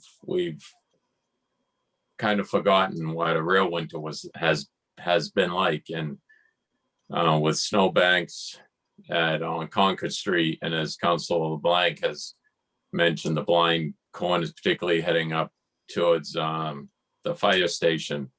I have had complaints from constituents of potential head-on collisions coming from the cars in the queue lining up on Concord Street, heading up towards the fire station. Again, a car heading towards Wingashiek Beach, if you will, from Essex Ave, and then a car heading in the opposite direction, heading towards Essex Ave from the fire station that crosses over the middle lane because of the cars in the queue. It's a very dangerous situation, and everything costs money, and you're right, traffic does exist. Manchester, if you go over to the Manchester schools during release, they have a traffic issue on Lincoln Street on both schools. We're no different, and I think, you know, it's unfortunate, but I don't think and I'm not trying to be smart, but the answer is I don't know what to do. I think we have to come up with corrective action. It's just, you know, you hate to be, you know, the Stephen Ross Bridge over in towards Ward 4 is constructed after an unfortunate event happens. I think we've got to be proactive and address the issues that we know. Veterans, I'm very concerned. There is, Mr. Pope has mentioned, the problem is for 10 or 15 minutes, but there is a problem. We double the capacity of the school, we're doubling the traffic, and I'm extremely concerned. You know, 440 students, numbers have been thrown out. 60 to 70% of the students are picked up. At 60%, that equates to 264 cars. You have a queue of 90, or it's a moving target. First it was 78, now it's 90. Just to give you an idea of, as I think Mr. Pope's video of West Parish showing the cars turning into the entrance from Concord Street, there's probably 20 feet as the queue is moving. There's probably 20 feet between cars that are moving. You throw out, I'm looking at numbers, just 60% of 440 students, that's 264 cars. You throw 30 feet between cars, that's 6,600 feet. Just to give you an idea, from Blackburn Circle to Grant Circle is approximately 1.25 miles. 6,600 feet is 1.25 miles. I don't want to, you know, I think we have an elephant in the room, so to speak, and you know, it's not a mistake until it's built, and we're looking at a problem. Mr. You know, the Traffic Commission, very well respected. We the council go to them on traffic issues. They know the city better than anyone. They've spoken up. I don't think we can turn our backs to we have a congested neighborhood in the Webster Street area, Webster Street, Eastern Ave, Friend Street. It's congested already. We double the student population, and we're just looking at major problems. And again, I think we've been fortunate. We had the mild winter, the pandemic, and numbers are down. And you know, we have an average winter. The DPW does a tremendous job. Mike Hale does a tremendous job with the equipment he has. He's always fighting for more equipment. He has the ability to do more, but he doesn't have the equipment. I just think we really need to sit down and look at the traffic issue, particularly, the West Parish. I think we need to correct it, and we need to address the potential issue at on Webster Street at the potential new school. Thank you very much for your time. Thank you, Jamie. Chairman Pope, before we have one of your school committee members, do you mind if I follow up with that, or Councilor O'Hara? Go right ahead. So, Jamie, I wish we had the answer. If you know what it is, let us know. We have traffic all over the city. I said this at a last meeting. Our city was built on horse and buggies roads. That's what we're dealing with. Back in the day when these schools were built, they were built where we were lucky to have maybe one car in a family. Now we have several cars per household. So the traffic is a major problem no matter where we go. Like you said, in Manchester, these schools were built so long ago in the neighborhoods. That's where they're at. And regardless of how many cars are going through there, there's going to be traffic. And, if we had a magic wand or we had the solution for it, I'm sure that one of us would step up and try to figure this out. As we move forward, it's just going to be a trial by basis process and try to figure the right solution out for each individual area is an individual problem that we need to solve, and we need to figure out the corrective action to alleviate traffic, which, like I said, if one of us has the magic potion that we can find out what it is, that'd be great, but we have to see what we have to do. Like I said, everybody's got several cars. I've got 4 in my family. When I went to grade school, I don't even think we had a car till I was, a preteen or whatever. We walked around. So there isn't a perfect solution for this. There isn't the right answer, and I want to give kudos to the school committee for, trying everything we possibly can to alleviate the traffic. But there is no simple solution to this. So that being said, I'll hand it back over to Chairman Pope. I would just like to contest Councilor O'Hara's numbers. The 440 students doesn't equate to 260 cars. There will be buses. We won't be in a pandemic.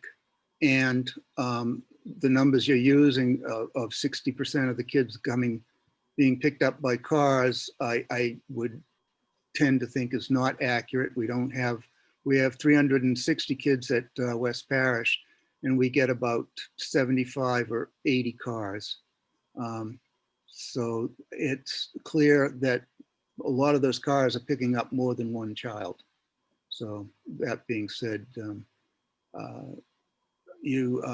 Councilor Pett has his hand up, but Samantha Watson has had her hand up the whole time. So if I you can could- wait until after. the Okay. city council does. Barry? Okay, Councilor Beck, thank you, Sam. Thank you. Thank you. I understand what Councilor O'Hara is saying, and yes, there are issues. But the issues are not solved, first of all, by the school committee or the school department. They do not control what is going on off of the school grounds. That's all of us working together to come up with solutions in this changing world. And there's often, as has been discussed, there's feedback, like we talked about, say, environmental and disposable items at West Parish, and yet, it's the most cars, per school, et cetera.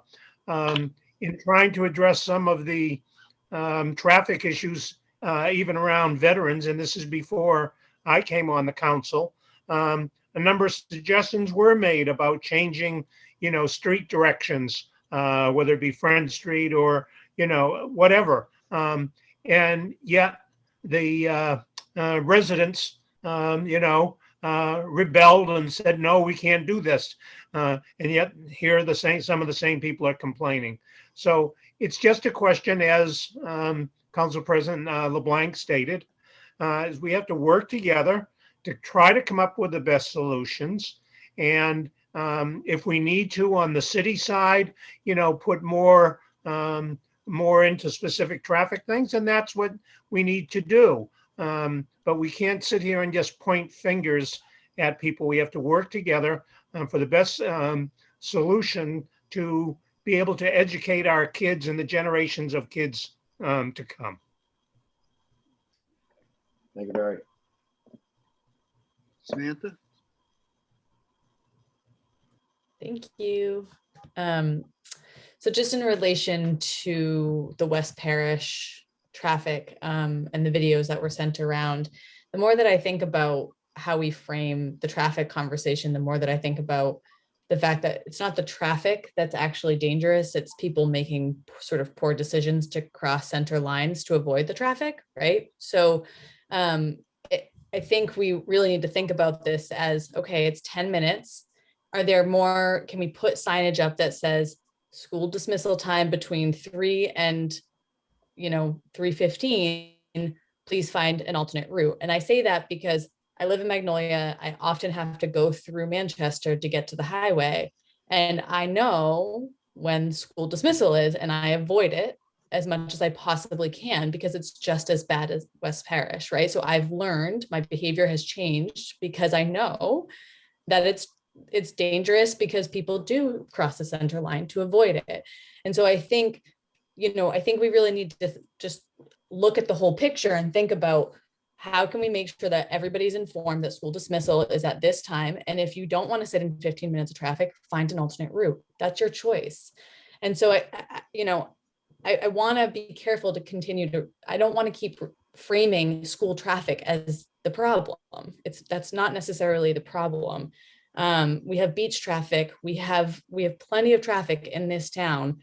We're not advocating to shut down beaches because of beach traffic, right? So like, what can we do? What are the solutions that we can come up together to sort of solve these issues? And it really just takes a collective effort, just like Councilor Pett said.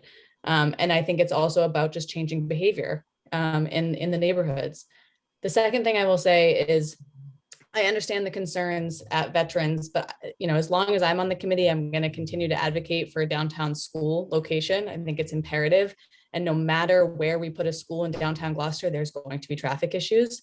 And so we really do need to just think about this holistically and with our, problem solving caps on, because, the downtown families absolutely need a school.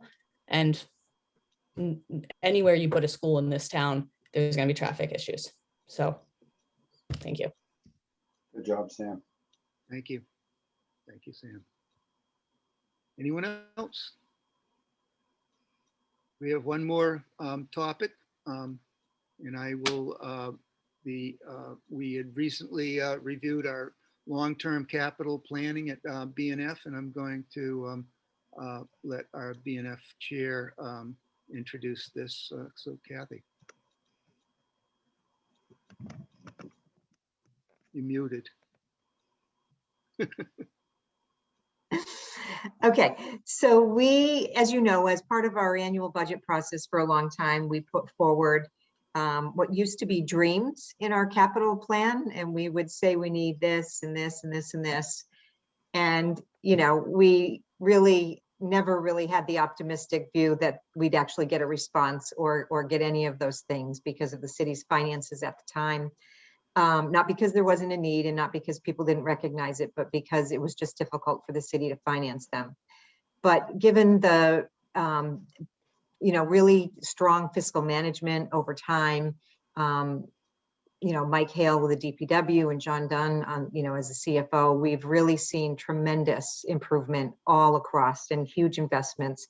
We, of course, have West Parish, and we all think it's perfect, regardless of a lengthy traffic discussion.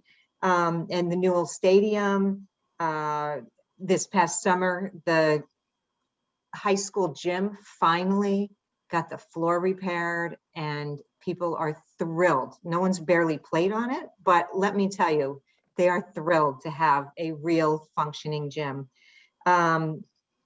Things that you don't see, like HVAC systems that have been updated and cleaned, and things that just, everybody wants to see progress, but sometimes progress is not seen. It's like putting a roof on your house. You did, and it was necessary, and it's pretty to you, but I'm not sure anybody's going to compliment your new roof. And we've worked with the MSBA on different projects, and we're grateful for their repair program for the roofs and for some help with windows at the high school. So I guess I just want to lead this off by saying, now we are, putting forth plans that actually have gotten done. They fit in with DPW maintenance plan. We work with the city on funding, and we like to work with you and getting your support on these projects. And we're very grateful for that. So Ben is going to go over what we're doing, but this summer, I think we'll all be pretty pleased. Another project this summer, which is big, is new entryways at both middle and the high school that are being done for clear sight lines and for safety. Things that have been literally on our radar screen for a long time is coming to fruition. So turn it over to Ben, who's got the presentation. Now he's muted. It's incredible. We never learn, right? Thank you, Kathy. So let me just get the people out of the way so I can look at the presentation. I'll give you sort of what I'm hoping to do is start with our goals here about our capital planning. And, Kathy said, get things on the radar. And I think that's an apt, I guess, metaphor, in the sense that we want to make sure the school committee, the schools themselves, but also the city council and the mayor and other city leaders are really well aware of, one, that I think we're going through a pretty good and productive planning process, but that will happen every year. And we will be able to, list out and plan for over the long term so we can, build into the city's master plan just about the facilities, because we certainly understand that, that there are many needs around the city, and we need to be part of that and want to be good partners in that. So as we continue our capital planning, and as I work with the city, both Mike Hale and the city treasurer, John Dunn, our work is about their goal on this capital planning effort, which, like I said, will be ongoing every year. It'll be done every year and revisited annually, is first and foremost to make sure we're providing high quality facilities that support high quality instruction, student learning, engagement, and achievement. Secondly, that we want to work with and plan to maximize our facility lifespans and our building infrastructure. And you do that primarily, just like you do with your home, through regular and ongoing maintenance and repairs. The third goal is that we plan for the long term for facility replacement and upgrades, and anticipate the necessary funding way ahead of time. That is the way that you build a program and do things over time and prepare for the future by having a really well thought out and detailed plan that you revisit regularly. And then I think what really another goal is more of a process goal, and that's make sure that we're doing this collaboratively with DPW, the city treasurer, and the public schools, that we're developing and following through on feasible timelines and working together to identify that funding together. So those are some pretty practical, but also in many ways lofty goals. And it really matters about doing it, every year, annually, and then also within every year as well, and keeping at it together. So just so I want to update the counselors on our process and what we'll be doing every year. It's meeting with each principal. That's the directors of our directors of our department. So IT, special education, transportation, food service. All these areas have specific needs for maintenance projects, repairs, capital improvements, furniture. Through that process, we developed a comprehensive list of all the projects those folks are aware of and their needs and improvements over the next 2 or 3 years. And, folks weren't really accustomed to being asked that question, I found. And so they forgot things. And so we'll hear about more things next year that we didn't hear this year, but that's okay. What we want people to do is get into the habit of looking for what is necessary to keep things, repaired and maintained properly, and then make sure that they're aware of that they can get, that we can be planful about it and timeline and plan for projects over time. So that's a skill we're developing and we'll develop further. We meet monthly with Mike Hale and Joe Lucido to discuss the identified needs. So that was in the plan. We meet monthly to work on existing challenges and checking on those, but also over the last few months on going through that list of projects and future projects to make sure we're on the same page of what they are, what the scope is, when they can be timelined for, that sort of thing.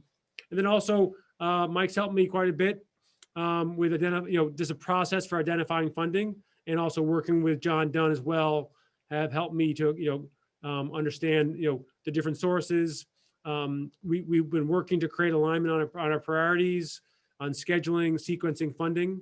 So those aren't yet determined in any way, shape, or in a detailed or concrete way. There's still a little bit of a black box for me around how actually the projects do ultimately get decided and which ones and when, but that's because it's my first time through the process. So I'll be getting a better understanding of that as we go forward. So let me just jump into here are a few different areas. So first we'll start with maintenance and improvements. This is the short list of the work that DPW and to some degree our folks will be doing this summer. And these are the bigger projects. What you don't see here are the annual summer maintenance and upkeep. The floors, the cleaning, the painting, the washing. So those are big pieces that our DPW staff just helps us with tremendously. But these are some sort of bigger projects that are necessary, or they're improving instruction or the core program. So you see the continuing to strengthen and improve the O'Malley Science Center by making some space that'll be better utilized for classrooms and our students. You'll see that in Beaman, we need some extensive patching in our blacktop, both in the courtyard where kids play, but also in the back parking lot. And not able to completely repave those, but we'll be doing some extensive patching to make sure those places are safe for kids and cars. Plum Cove working on some flooring, it's got to be replaced. And redo a project that wasn't quite done properly by the outside external contractors. And so DPW has been doing a great job hounding these folks. Hoping to also make some improvements at the Beaman Teachers Lunchroom, but also things like the student bathrooms at the high school. There are ongoing troublesome roof leaks in a couple of places at the high school in O'Malley. DPW keeps attacking those, step by step, trying to identify those. And then West Parish, just routine maintenance there, refinishing some wood surfaces, both gym floor and the pillar casing. So just trying to give you an example of some of the things that the DPW and the schools are working on this summer and plan to make some progress on. So then there's larger projects, and these typically require some sort of not necessarily financing, but a little bit longer term planning. These are in the pipeline at this point. We've been discussing them with John Dunn and Mike Hale, and things as glamorous as the grease trap replacement at GHS at O'Malley. They have a lifespan. They're beyond the lifespan. They need to be addressed, and pretty much in the short term on these. These are things that have failed in the past. During the school year in the past 12 months. GHS locker replacement, that's something that was started already and we hope to continue it. And then another piece here is really about expanding and extending the lifespan of our buildings. So exterior painting of Plum Cove and Beaman. These are things that may happen this year, may happen next year, but they're the types of projects that we have to work closely with the city on to identify the funding sources, and then some of them need project managers, and then also you need to, of course, make sure that the timeline fits for who does the work and when the work is done. So these are some examples of where that funding can come from. If I misspeak, John Dunn is welcome to correct me. But that could be capital budget from the city. It could be financing. That could be stabilization fund. That could be also the capital budget from the schools. We're trying to increase that this year. So we have some capacity to do some of these projects, these smaller projects, or maybe one of these larger projects. That's something we're hoping to be able to do in our budget, which I hope you've seen. And then moving on, there are a few ongoing major capital projects, which you know about. I'll give you a little update on the timeline, the work happening on the security upgrades for the entryways at GHS and O'Malley in 1 second. And of course, as we talked about, the East Gloucester Veterans School continues to be on time and on budget. And we expect that to, we appreciate the city council support, the school committee support, the building committee support, the voter support on that, and expect that to keep going as scheduled. And we'll continue to work with everyone to make sure that happens. Just want to dig in a little bit on the O'Malley and GHS school security upgrade. So here's the timeline. We're having weekly meetings with the project team every week now on this as we head towards school closing on the 16th. And then it goes into full bore to get these up and finished and done by the new school year. So first, of course, is folks moving out. Then construction begins late in June. There's one of the buildings, O'Malley, will go a little bit before GHS. Will be sort of a week ahead on demolition and construction, and then we will by partway through August be ready to set up, move in, and then ready for office staff return August 26th. So that is a very tight timeline, like projects typically are.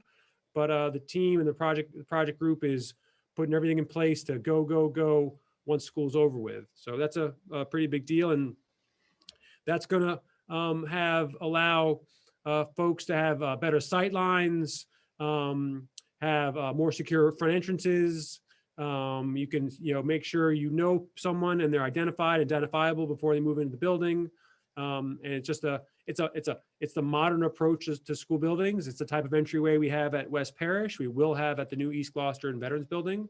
Now really pleased that by the time school starts in the fall, we'll have those safe and secure entryways at O'Malley and the high school as well. So, and then the last piece here is long-term capital infrastructure investments. I'm going to start by just mentioning the bottom three here, and then dig in more into the modulars. So these are typical, projects that you have to plan for the longer term on.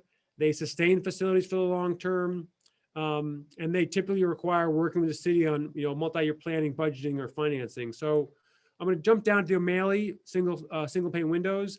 These are windows that are I think they're the original windows. They are single pane. They are problematic on many levels in terms of energy efficiency, really making heating and cooling more complicated. They don't fend off the sun, and they contain the heat. And one of the elements of that is, of course, making them more fuel efficient or fuel effective, energy efficient, sorry, but also improve our staff work conditions. You will see coming before you a request to approve a statement of interest for submission to the MSBA for their accelerated repair program this month. That's due June 1st. Just want to be clear that while it would be nice to get involved in that program this year, we don't expect to. Typically at this point, the way MSBA is working is you're in line for a few years before they accept you. So I'm not optimistic in any way, shape, or form that this would start anytime soon, but we do have to start getting into the process, and that means applying annually. So we'll apply this year, expect to apply next year, and if we get accepted in the next 2 or 3 years, I think we'd be in good shape there. But want to again plan these things out, timeline them, looking into the future, and make sure we're prepared to go when we can. To Blackburn, I'll talk about that in one moment. And then transportation, we do have a question about how can we maintain our buses and repair them. This is, I think one thing to look at, although maybe quite difficult, is there some way to build this in conjunction with the work to where we might repair fire, police, and other vehicles. But that's a sort of way down the list and I think quite in the distance. I want to jump back to the preschool administration building at 2 Blackburn. This is something that's come up numerous times in the past. There have been considerations to purchase the building. We, of course, have that option still. There was a study that was completed, but not, really looked at too thoroughly. I think it's because COVID hit. But there were some estimates, and, the point I'm hoping to make, and we'll hope to work on with the school committee in the next 6 to 12 months, is just sort of, putting this to rest. Is it going to mean we should buy the building and find a new home for administration, or are they continue to be combined at 2 Blackburn? But rather than having it sort of sitting out there undecided and sort of not fully considered, can we just really work the process through and come to a conclusion on really what should be the long-term path for that. There are updates that are needed. We are hesitant, obviously, to put any dollars into a leased building when there's the open question about whether we would stay here or not. I will say that study that was done, there are no inexpensive options. They looked at moving administration or preschool into O'Malley and also into the high school. But that's the work that the school committee will do, and ultimately, work with the city council on as we explore that more in depth. But that's, again, we're looking to hopefully come to some sort of decision or pathway on that in the next 6 to 12 months. Any changes would happen after that, but at least hopefully we'd have a real concrete plan. The most important thing tonight, which I really want to impress upon folks, is something that we've been talking about for quite some time. It's clear now with the progress on the East Gloucester Veterans Building that at some point we'll also have to do the same with Beaman and Plum Cove in terms of replacing those buildings in some way, shape, or form. Not sure how that's going to happen yet, but it is becoming clear as a timeline. It is likely that we'll need these buildings for the next 10 years, maybe longer than that. Certainly not much shorter than that in terms of timing it out, planning it, ultimately funding it. That's still ways out. We would hope to do that in the next, few years, but that's probably pretty unlikely. So what that means we have to do is make sure those buildings last for another decade or so. And right now, the biggest risk to that are the modulars. You've heard about these. These are expected to be temporary buildings. They were installed for the most part in 2008. They've been there for 13 years. They're past their expected lifetime at this point, from what I understand from Mike Hale. And that means that, that the sheathing, the flashing, the envelope aren't expected to live beyond that time frame. They're not designed to replace the roofs and that sort of thing.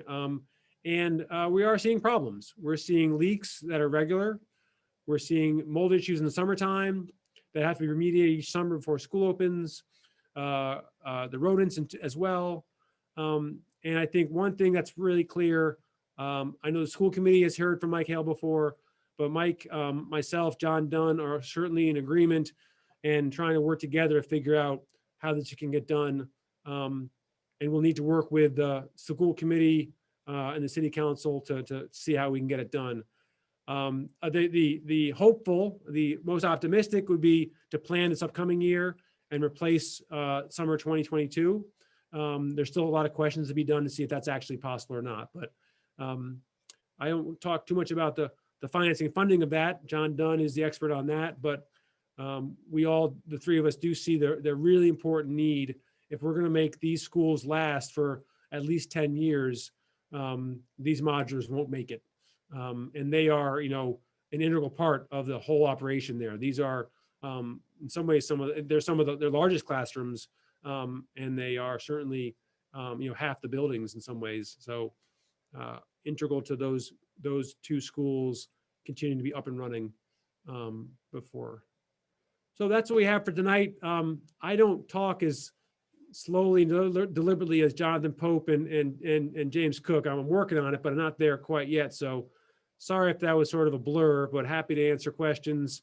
And as soon as I can get this thing off my screen, and hope that was informative. It was. Jonathan, you want me to go first? Yeah, Yes, go ahead. Councilor Gilman. Yeah, this was so very helpful. Thank you so much, Superintendent. Really appreciated. So one of my questions is, Um, Historically, we've always had someone on staff of the schools that also had grants as a component of their job.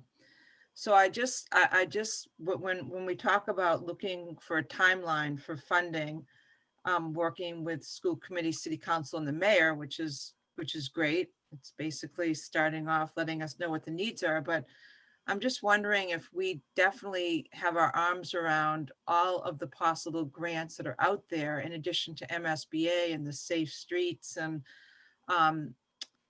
just because sometimes when we know that something is a mandatory expense and we see it coming, I just would feel good knowing that we've tried every possible way to get that expense mitigated by some grants. So I'm not saying, just we have to do that, but I'm just planting a seed that I think we do okay with grants. And I love the things that you've talked about with grants. And I know what we did with Beaman with our grants for SAFE, and what Kathy Clancy was talking about. It's great.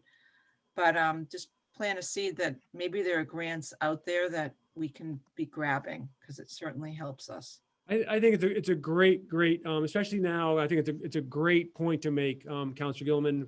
I think, in terms of our grant, we don't have a person who's specifically on grants, that's really divided among many folks. I mean, and the three main players are Greg Bach, Patty Wegman, our special education director, Chris Castle, our Title I director. And then honestly, there's a lot of support from that for smaller things throughout the schools, right?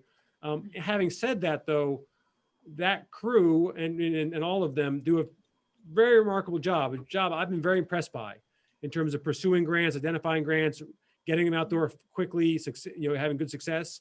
I will say this, and it's great for folks to keep their eyes open for us, because it's hard to, I'm not saying we get all of them, right? But there is some, I don't know the details quite yet, and they haven't been quite made quite that clear. But I do know that some of the COVID funding, we certainly use COVID funding for facilities this past year, or this current year, for HVAC and ventilation, and the city was incredibly helpful on that. It does seem that some of the COVID funding from the federal government is also available for capital projects. So that might be a place, that's what comes to mind immediately when you ask that question. So again, I don't know the details on that. We will look into that, obviously. Those rules haven't been made made detailed for us quite yet from the state, but they will be. So I think it's a great point, and it's something that we should all, really we'll continue to work on, and I'm sure John and Kenny Costa will help us with that. Great, thank you so much. Sure. All right, thank you, Val. Any other councilor questions? All right, seeing none, I'll hand it back over to Chairman Pope. Any school committee questions? Joel?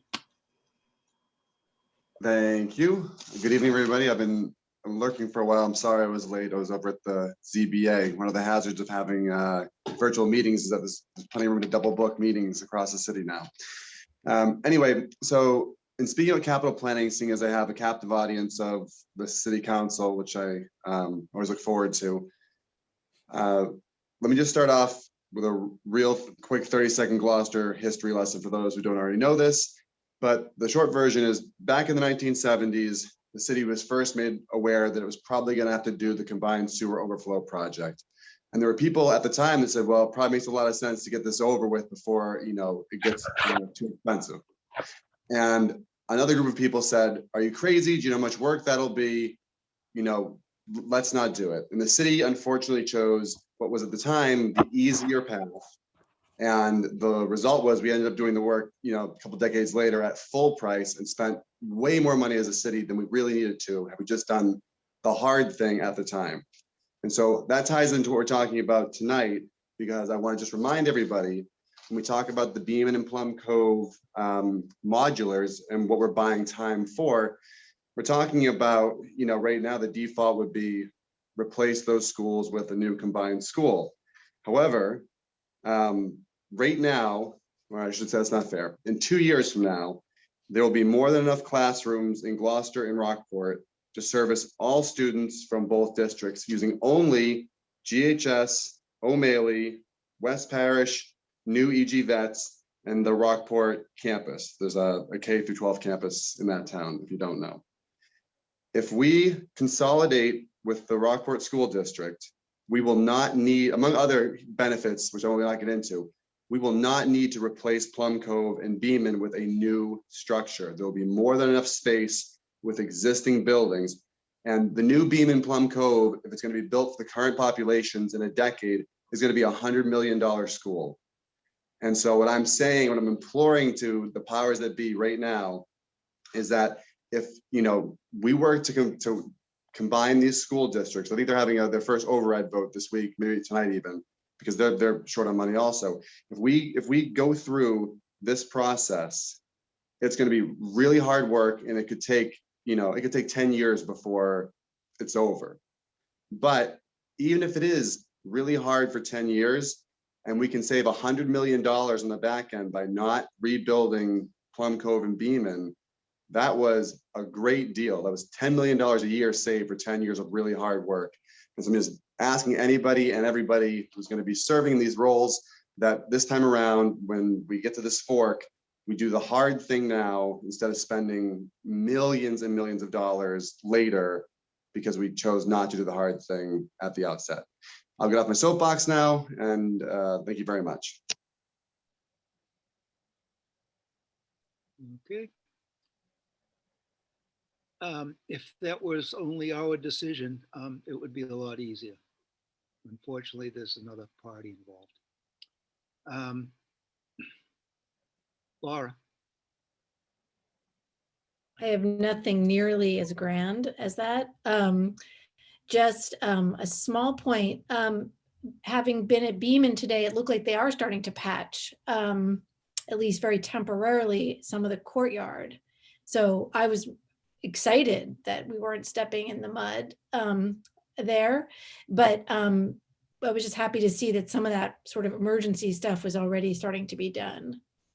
Yeah, my understanding, when I was, when I learned that some of the patching was happening, I happened to have a monthly meeting with Mike Hale, and he said that was a sort of, you know, early sort of urgent patching that they can do while school's open. The bigger work, and again, it won't be comprehensive repaving, it'll be just larger patches that won't be so temporary, that'll happen this summertime. So that's what he explained to me, and so it is a good step forward. It's one step of the larger steps that'll happen this summer. That was great. And just one other quick thing, as far as the security updates, which of course are fantastic at GHS and O'Malley, there's going to be, you know, as we learned last night, there's going to be sort of lots of kids in the summer programs there this summer. So I'm assuming there's a plan for how to sort of have that work going on and have the kids. Yeah, they have temporary entrances, that sort of thing. That'll, you know, be, you know, with the offices. I can't, James, no, I think they're moving the entryway for, you know, to the old entrance. Okay, I'm not sure which old entrance. I can't remember, honestly, sorry. But no, but a full plan for how to enter and exit. There'll be, you know, staff entrances, the offices will be moving over there, so that sort of thing. So yeah, we'll have, that'll be well signed and well explained and that sort of thing. Yeah, absolutely. Great. Thank you. Anyone else? Any other questions or comments? Anything from the city council before we wrap up? Right Can I ahead. just say, sorry, one more thing I forgot to say, Kathy did, which is just that I do want to really, really acknowledge the DPW and the work that they do with our schools. And it's been great working with Joe and Mike from my perspective, but even more so, you know, they get hundreds and hundreds and hundreds of work orders and tickets, you know, throughout the school year. The staff is fast at replying. They are also some more complicated ones they've got to work on over time, but we'll share later this year or later this school year, just in a couple of weeks, just what the percentages on that. And they're very, very high. But it's a great system. I mean, they have a great outfit and our schools couldn't do without it. And also my understanding is it's a vast improvement, you know, from years ago. It's been going very well for a number of years, but I just really appreciative of that partnership and all they do for us and our students and our staff, and we couldn't do without them. Councilor Gilman? So I really need to echo on what Superintendent Lummis just said. I was on the school committee when we made the difficult decision to change how we handled public works. And at the time, school committee used to handle it. And we decided to make a very controversial at the time vote to partner with the city and allow the city to do the job. And the improvements have been very process oriented. They've been very, very professionally done. And it's really a tribute to making a really good decision back when we needed to. And it wasn't an easy decision. Like I said, lots of controversy. And, but I'm really glad that we did for the things that you've all said about all the positive improvements. So thank you, Public Works, for all that hard work. Kathy? Yeah, I think in the leadoff, hopefully my conveyance of gratitude and really jobs well done all around on the DPW have been really quite a boost to our schools and our students. And I also want to say that Mike Hale is the one who's been saying for years that our modulars keep him up at night. So I hope people have heard that, we've kind of talked about modulars at the school committee level for a long time, but every year when we talk to him about budget and about capital, that is number one on his list. So we're glad that we're at this point where the city can really consider replacing them, because some of the learning that's compromised, as you know, with these Gloucester veterans, when the conditions are not good, they become more of a distraction than they are a help to the educational process. And now I would gather that, soon the modulars would be more of a safety issue. So, we're behind in terms of its lifespan, but we're also not at the end of the lifespan. We're at probably the best point we can to thoughtfully plan the replacement, in conjunction with, getting the city council support and working with John Dunn, who's just been a tremendous partner in terms of planning and giving us the straight answer and the straight talk about how you get things done, if you can get them done, managing our expectations. And hopefully we're at a point where we are optimistic that it'll become a reality.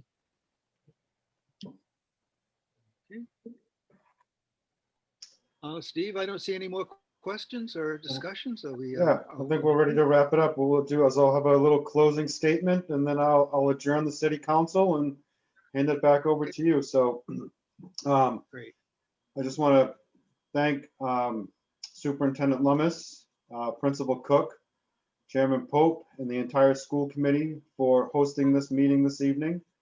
Like I said earlier, I wish we had a magic wand for the traffic, but I think with the issues that were brought up this evening and the issues that have been brought up to the city council over the past several years, we need to put our heads together with the administration and really try to come up with a traffic plan moving forward and see if we can alleviate this.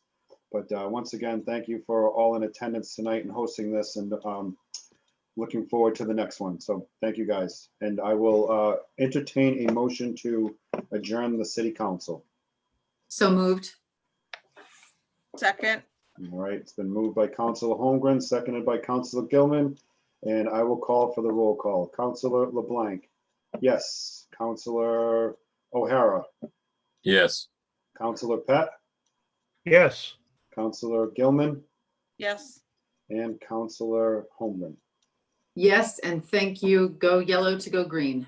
There you go. Thank you. And the city council is adjourned.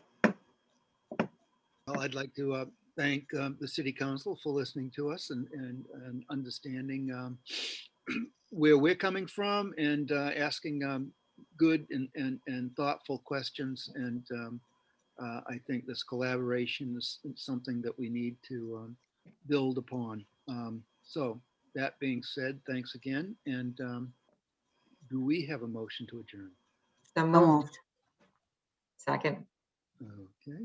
Maria, could we have a roll call vote?